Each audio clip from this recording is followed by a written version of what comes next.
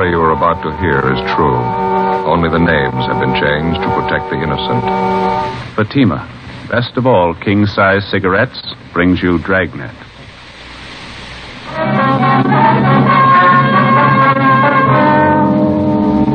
You're a detective sergeant. You're assigned to homicide detail.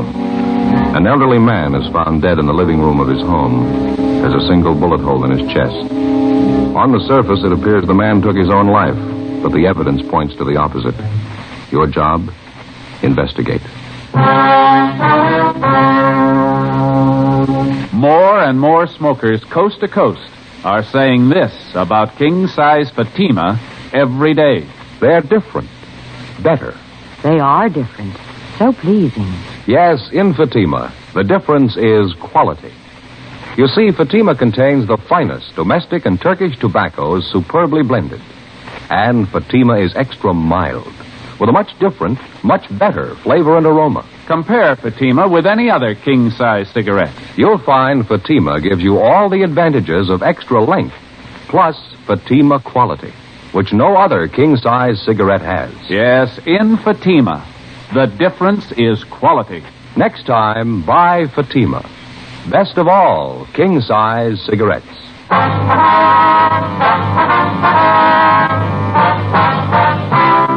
Dragnet, the documented drama of an actual crime. For the next 30 minutes, in cooperation with the Los Angeles Police Department, you will travel step by step on the side of the law through an actual case transcribed from official police files. From beginning to end, from crime to punishment, Dragnet is the story of your police force in action. It was Wednesday, January 10th. It was cold in Los Angeles. We were working a day watch out of homicide detail. My partner's Ben Romero. The boss is Thad Brown, chief of detectives. My name's Friday. It was 8:25 a.m. when I got to the police academy, the doctor's office. Morning. Morning. Can I help you? I'm checking in for my annual physical. Oh, okay. All right. Let's see here. Name? Joe Friday. Let's see. Friday, just like the day of the week? Yeah, that's right. Friday. Can't seem to find it. You sure you were notified? Yeah, the teletype was posted in the office a couple of days ago. Annual physical exams. My name was right near the top of the list. Friday. Oh, yeah. Yeah, here you are. Joseph Friday. That's it, yeah. Well, all right, Friday. Let's get your name down here. Okay. Your age? 34. Where do you work? Central Homicide. Serial number? 2288. 2288. Okay, Friday, you want to step this way? All right. Slip off your shoes, your coat, and shirt. Okay. Well, they keeping you busy? Oh, pretty busy, yeah. 4,500 men in the department. Everyone has to have an annual physical. Mm-hmm. Better get you weighed and send you along inside. Doc's probably ready for you by now. Okay. Over here. Oh, never fails. Dr. Vance's office. Who's that? Oh, yeah, just a minute. It's for you, Friday, your office. Thank you. Friday talking. This is Ben, Joe. You about through over there? No, not quite. I haven't seen Doc Vance yet. What's the matter? Dead body call out by Westlake Park. Radio cars out there now. No one else in homicide to handle it? Not right now. They're pretty busy. No use you coming back to the office. Why don't you meet me out there? It's 932 Old Laurel Lane. Just a minute. Have that pad, Doc. Thank you. 9320 Laurel. I got it. What's the story? Old man was found dead in his living room. Bullet hole in his chest. Hmm? Men in the radio car said at first it looked like the old man had killed himself. They're not so sure now. How do you mean? They think he had some help. 8:45 a.m. I left the doctor's office at the police academy and drove to the Westlake area where I met Ben in front of the cottage where the dead body had been found. We went inside and checked with one of the men from the radio car who was standing by. The dead man was identified as Martin Latimer, age 68, a retired owner of a couple of neighborhood grocery stores in the city. He was lying sprawled on his side on the floor. There was a bullet hole in his chest just above the heart where the slug had entered the body. There was another, larger wound in the back through the left shoulder blade where the bullet had emerged. Approximately 8 feet across the room from the body was another chair. There was a Winchester rifle wired firmly to the top. its muzzle pointing directly above the spot where the body lay on the floor. A thick white string was found wound firmly around the trigger of the rifle. It ran through a metal ring on the stock of the gun and stretched across the room where it had been tied to the dead man's right index finger. At first glance, it seemed like an obvious suicide arrangement. Officer Harkness, one of the men in the radio car who had answered the call, took exception. I don't know, Sergeant. Maybe I'm all wet. Just doesn't gel right for me. Who discovered the body, Harkness? Next door neighbor, Mrs. Donworth. My partner's with her now. You fellas call the crime lab? Yeah, they're on their way out. Was the old man the only one who lived in the house here? Yeah, that's what the neighbor told us. Sure like to see what the crime lab crew's going to think of it.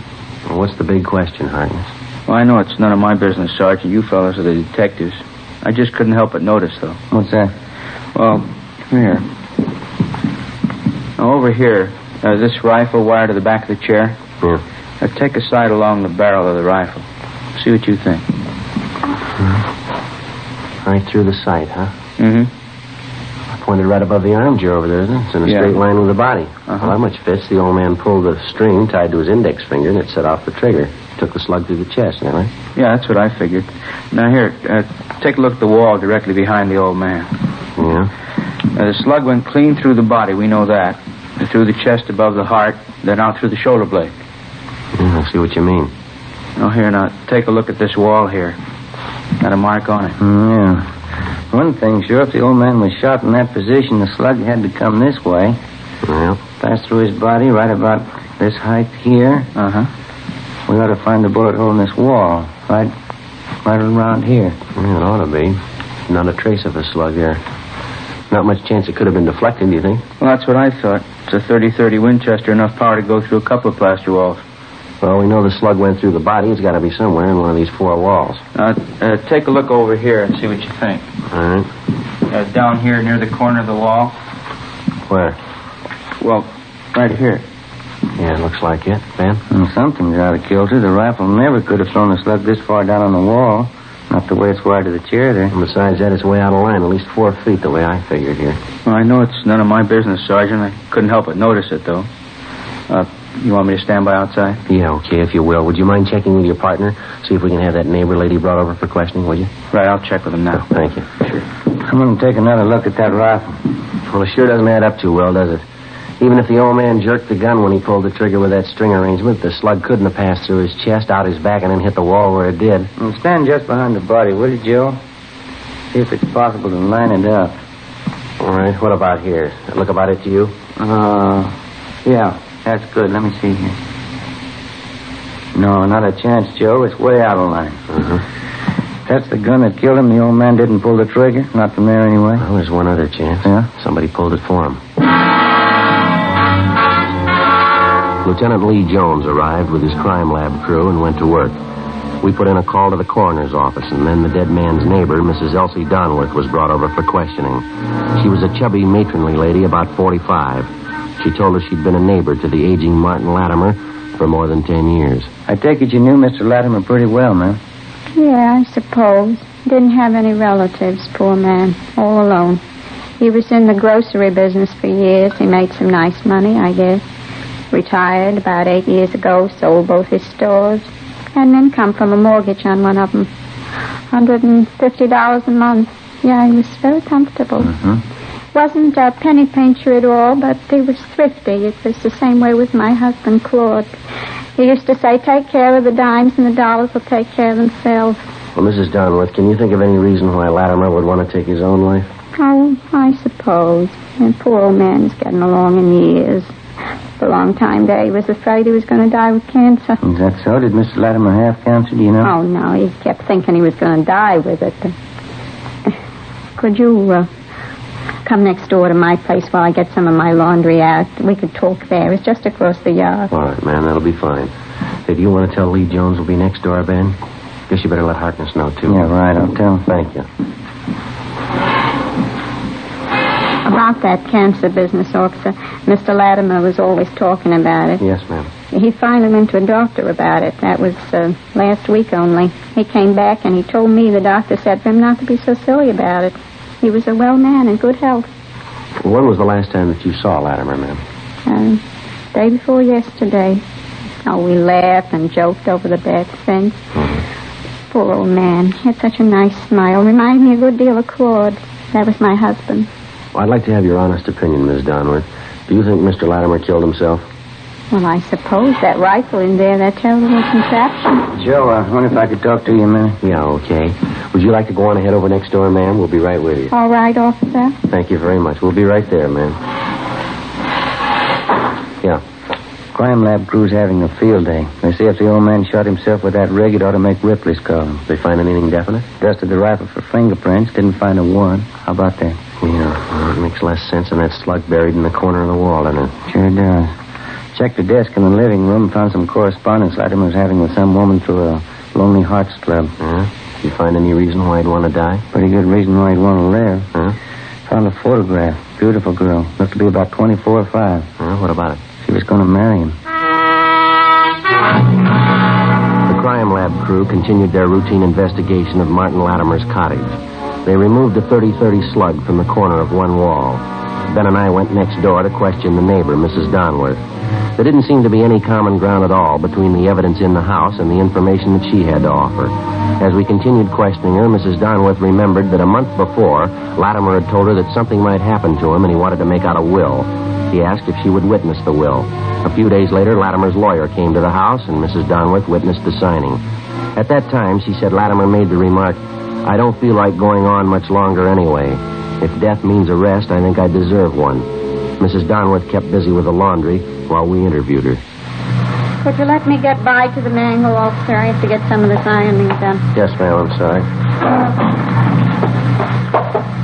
I'm afraid there's one thing I don't remember you telling us, ma'am. Did you hear anything out of the ordinary going on next door or this morning or last night? No, nothing I noticed anyway. Officer, did you see that knob on the washer, the one on the left? Oh, you mean this over here? Yeah, just lift it up and turn it around to off, please. It says off right there in the dial. Yes, ma'am, I see. There you are. Yeah, thanks. No, there was nothing I heard from next door to remark about. Of course, it's so noisy around here that time of morning you can't even hear yourself think anyway. How's that, ma'am? Trucks passing by up and down every morning. They're not small trucks either. They start in at 6 a.m. and they rattle past for 2-3 hours, please. The first good explanation we've had on this thing. Could you give us the names of some of the other people on the street who knew Mr. Latimer pretty well, Mrs. Donworth? Yeah, I suppose. I don't think any of them knew the poor old man as well as I did. Most of them are younger folks, parties and things. When you get up around 65 or past it, like Mr. Latimer, parties don't mean so much anymore. Yes, ma'am, I understand. Yeah. Just a nice, quiet home with a good heating system. Good books on the shelf. Good man around the house. Is that all you can ask for? Yes, ma'am. Well, thank you very much. We'll leave our card here in case you want to contact us for any reason. All right, officer. There's one more thing, Mrs. Donworth. We understand Latimer was corresponding with several women through a Lonely Hearts Club. Did he ever mention that to you? No, he never did. I found out from the mailman. He's a regular gossip. And Latimer never mentioned any of the women that he corresponded with, is that right? Well, I pretended I didn't even know about it. He never brought it up. Don't understand why he'd want to meet a lady that way.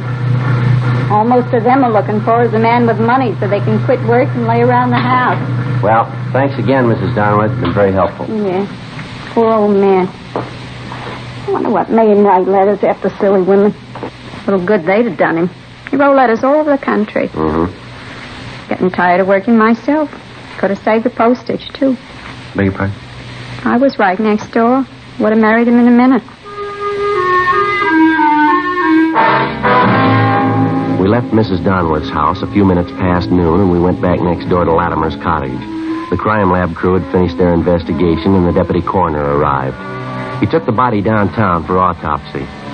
We talked over the crime lab findings with Lieutenant Lee Jones, and he felt the same way that Ben and I did. The theory that Latimer had shot himself to death was possible in many respects, but it was far from plausible. We checked through Latimer's correspondence with the women that he'd contacted by mail through the Lonely Hearts Club, especially the young girl he obviously intended to marry, judging from his letters to her. Her picture showed her to be a brunette, dark eyes, young, and very attractive. The inscription at the bottom read, "With love, Catherine." There was no return address on either the photo or the letter. Ben called to check with the Lonely Hearts Club. Yes, ma'am. No, that's all right. We'll probably be dropping down to talk to you. by. What'd they say? Might be it, Joe. Club secretary says they've been having trouble with somebody who signs their pictures just like this one. Was Love Catherine. I described the picture, and the secretary says it's the same girl. What's the angle? The girl doesn't belong to the club, but somehow she got a list of the members and their addresses. She writes to them, usually old men, gets them set for marriage, and they send for her. Her letters come from the east, from different cities. She writes and asks for train fare out here. The men send her their money for clothes and train fare, and that's the last of it. She's gone. Oh, it adds up all right. And this one letter here. This one. I hate to ask you, dear, but if you could send me the traveling money and just a little extra for some clothes, I will take the first train and be with you in a week to become your wife, awaiting that precious moment and so on. Kind of poured it on thick. What's the date on there? Let's see. December 30th. It's 12 days ago. What do you think? That's possible. She could have showed up, tried to grab all the old man's money she could find. Maybe he caught her at it. She killed him, rigged up this phony setup to make it look like Latimer shot himself, huh? Need to hold more water if we could find out she really came here. Maybe we better start ringing a few doorbells. The other neighbors might come up with something. What do you say? Well, let me see that girl's picture again, will you? Yeah, here you are. No photographer's name. Now, look in the back here, Ben. Yeah? No, down here in the corner. Right in the corner of the picture mounting. Oh, yeah. XXX6Y3. Must be some kind of manufacturer's marking. Photography supply. Guess it stands for the type of paper, huh? You know anything about the photo business? No, I don't. Neither do I. Let's find somebody who does, huh? Before we drove back to the office, Ben and I covered the rest of the neighborhood and talked to everybody who knew the dead man, Martin Latimer, even remotely. They told us nothing that we didn't already know. There'd been no stranger seen visiting the old man. No one had noticed anything out of the ordinary in Latimer's daily routine. 3 o'clock that afternoon, we checked with the police photo lab.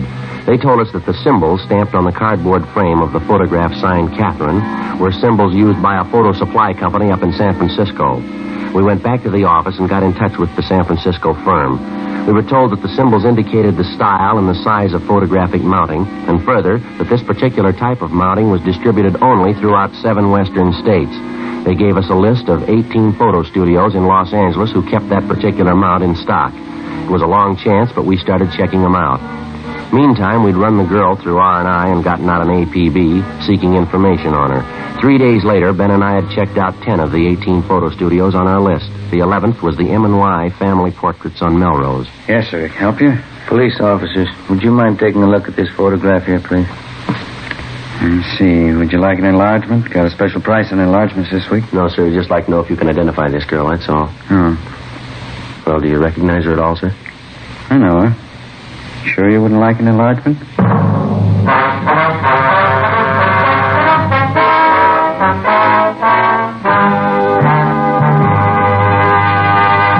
You're in the cruiser car of a Metropolitan Police Department. You receive a routine radio call. All units, attention all units. Pick up and hold for investigation the following vehicle. 1948 Ford, 2-door sedan, black white sidewall tires. There are many cars that fit this description. You listen for more facts. This car will have extensive damage to right front end. License number 9 Robert 9 707. In the 7 column, 9 Robert 9 707. KMA 367. Now you can pin it down to one. It's the same with cigarettes. There are many king-size brands to choose from. But when you know all the facts, you'll make your choice, Fatima. Here are those facts. Fatimas are the same in length and circumference as any other king-size cigarette. 85 millimeters long, 1 1/64 inches around. And Fatima filters the smoke exactly the same long distance. But in Fatima, the difference is quality. Fatima gives you extra mildness, a much different, much better flavor and aroma. Remember, Fatima gives long cigarette smokers all the advantages of extra length, plus Fatima quality, which no other king-size cigarette has. Next time, insist on the best. Buy Fatima, best of all king-size cigarettes.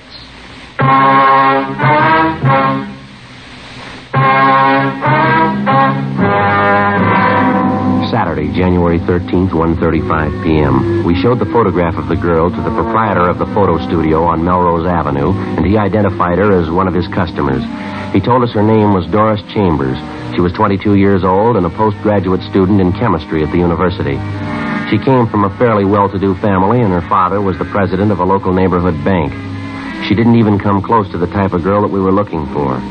We got the address from the photographer, drove out to the home, and interviewed the Chambers girl. She gave a younger appearance than she did in her picture. She couldn't recognize the handwriting on the photo, nor did she understand the inscription with Love, Catherine. After questioning her, it became apparent that she knew nothing at all about 68-year-old Martin Latimer. I wonder if you'd mind taking another look at the handwriting on the picture, miss. You familiar at all? No, I couldn't be sure either way. Seems like I've seen it, though. Well, when did you say you had this picture made, miss? About a year ago at graduation. My mother had extra copies made up. She liked it.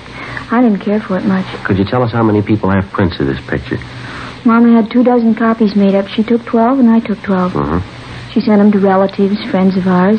Kept a few. Well, what'd you do with yours? Sent them to friends, girls at school, a few of my boyfriends. Can you remember if you autographed any of them? Yeah, some of them. The ones from my girlfriend. Others I gave out plain. Well, can you try and think who you gave those to, miss, the unsigned pictures? One went to Carl, I know that. And Ray, and Fred and Don, and Warren. I think that's it. I wonder if we could have their full names and addresses, please. Yes, all right. I don't know what I'm saving all this junk for. Old letters and... Could I see that picture, please? Yeah, here you are. Look, it's the same writing. I thought I'd seen it before. Ma'am? This old letter from Warren. See the writing? Doesn't it look the same to you? Looks close, Joe. Yeah, we'll have Don Meyer in handwriting check it over. Who is this Warren, Miss Chambers? Warren White. Here's his address right here. Yeah, I'll copy it, Jim. Fine. Warren and I went to college together. We were engaged to be married for a while, and then I broke it off. I see. Warren's a serious boy. He was very thorough. Perfectionist. You know, Sergeant? Never does things halfway. That's so? Never known Warren to do anything in his life halfway, not once. Well, he's going to have a perfect record if that handwriting matches. What can they do to him? I don't know, but they won't do it halfway. 2:55 p.m. We left the home of Doris Chambers and drove down Beverly Boulevard to 743 North Clairwood Avenue, an apartment house where the suspect was supposed to be living. We talked to the manager, and he told us that Warren White had moved without giving notice 3 days before, on January 10th, the same day 68-year-old Martin Latimer was found dead in his home. We got on the phone, talked to Doris Chambers again, and she gave us a lead on Warren White's married sister. 7:30 p.m. We met with the sister of the murder suspect, and she told us that her brother Warren had phoned that morning and asked for an emergency loan of $200, which she didn't have to give him. The sister gave us White's new address, and we checked it out. It was one of those run-down, futuristic-style apartment houses built in the mid-30s. It was on a narrow road high above Sunset Boulevard overlooking most of Hollywood. White wasn't in, and the manager said he wasn't expected back till early the next morning. We had the manager let us in White's apartment. We waited. Midnight. 1 a.m. No sign of the suspect. No denying it is sure a beautiful view from here. It's the best in town. Be nice for single fellas up here, wouldn't it? Wouldn't work with the family, though. Well, how about you, Joe? Why don't you get your mother looking around up here? It'd be a beautiful place for the two of you. No, I don't think Ma'd ever leave the house. She's been there for 40 years. I guess she'll stay there till she dies. Would be nice up here, though, wouldn't it? What a view, huh? Why don't you try talking her into it? You got nothing to lose. Yeah, I might do that. Why don't you slide up one of the windows? It's getting a little stuffy in here. Yeah.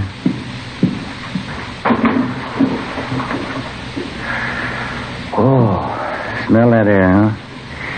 That's great. Yeah. What time you got? 1:45.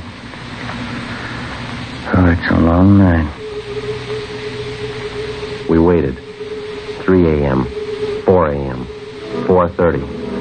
It was cold. There was still no sign of the suspect, Warren White. 5 a.m., 5:30, 6 a.m. The sky was getting light over in the east. 6:30, 7 a.m., 7:30. We kept waiting. No sign of the suspect. We called the office and arranged for a relief. 8 a.m., we could hear groups of youngsters passing by outside, trooping into the main yard of a grammar school just below the apartment house. We kept waiting. At 8:15 a.m., we heard a car pull up in front of the apartment house. Footsteps came down the driveway, up the path, and stopped outside the door. We heard a key turn in the lock.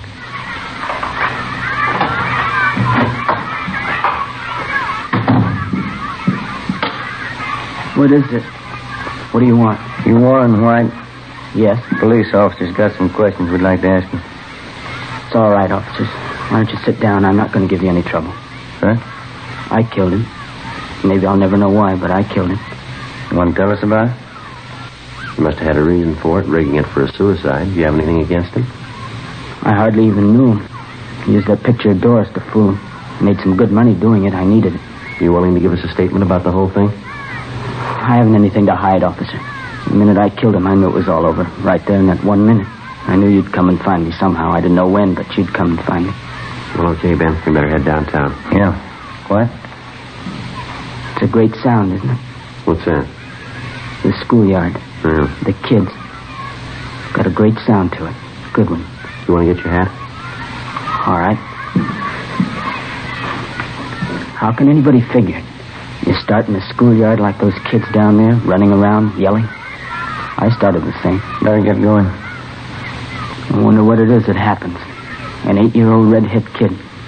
There must be one down there now. The other kids will grow up, get jobs, work, and die. It'll be all right. Yeah. The one kid will end up in an alley with a gun in his hand. How can anybody figure it? I don't know. A bunch of kids playing in a schoolyard. Someday one of them's a killer. Yeah, let's go. You tell me. What's the answer?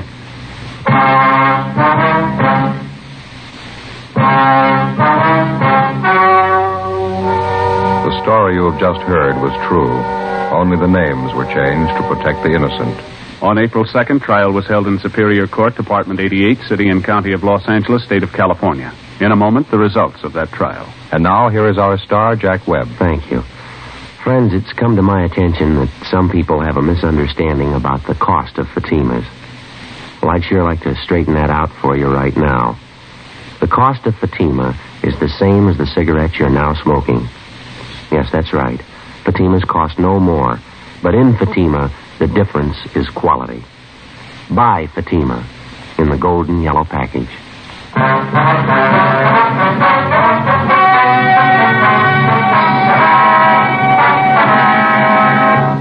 Warren Thomas White was tried and convicted of murder in the first degree.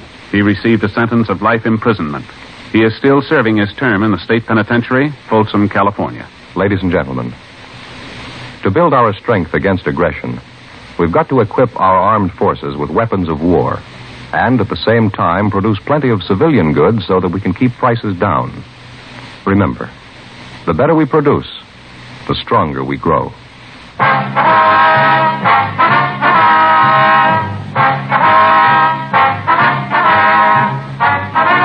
You have just heard Dragnet, a series of authentic cases from official files. Technical advice comes from the Office of Chief of Police W.H. Parker, Los Angeles Police Department. Fatima, best of all king-size cigarettes, has brought you Dragnet, transcribed from Los Angeles. Stay tuned for Counter Spy, next over NBC.